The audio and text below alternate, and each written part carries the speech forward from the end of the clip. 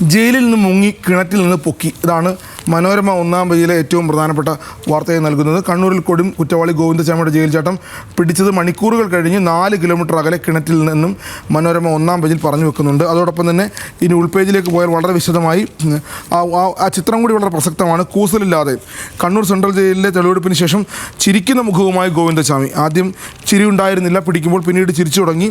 യമണ്ടൻ വീഴ്ച എന്നാണ് മനോരമയുടെ ഏറ്റവും വലിയ ഹെഡിങ്. ജയിൽ ചാട്ടം പാളി, ഗോവിന്ദചാമി പിടിയിൽ.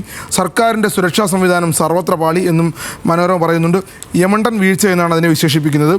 ജയിൽ സെല്ലിൻ്റെ കമ്പി മുറിച്ചു, 3 മതിലുകൾ ചാടിക്കടന്നു.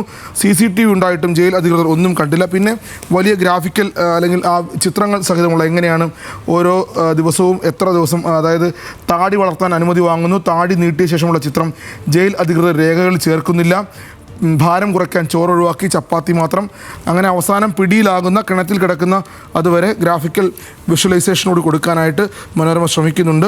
4 ഉദ്യോഗസ്ഥർക്ക് സസ്പെൻഷൻ. ഇന്ന് മുഖ്യമന്ത്രിയുടെ യോഗം. വീഴ്ചകൾ എന്തൊക്കെയാണെന്ന് അക്കമിട്ട് പറയുന്നു. 1, 2 അങ്ങനെ 5ാമത്തെ വീഴ്ച. ജയിൽ ചാടുമ്പോഴും കറുത്ത പാൻറ്റും കറുത്ത കുപ്പായവും വേഷം. ആദ്യ CCTV ദൃശ്യങ്ങളിലും ഇതുതന്നെ വേഷം. എന്നാൽ 3 മണിക്കൂറിനകം നഗരത്തിലെ CCTV ദൃശ്യങ്ങളിൽ വെള്ളക്കുപ്പായം. ജയിലിലുള്ളയാൾ ഇത്രയും വസ്ത്രങ്ങൾ ശേഖരിച്ചുവെന്നും അറിഞ്ഞില്ല. ഇതെല്ലാം വളരെ വിശദമായി പറയുന്നുണ്ട്.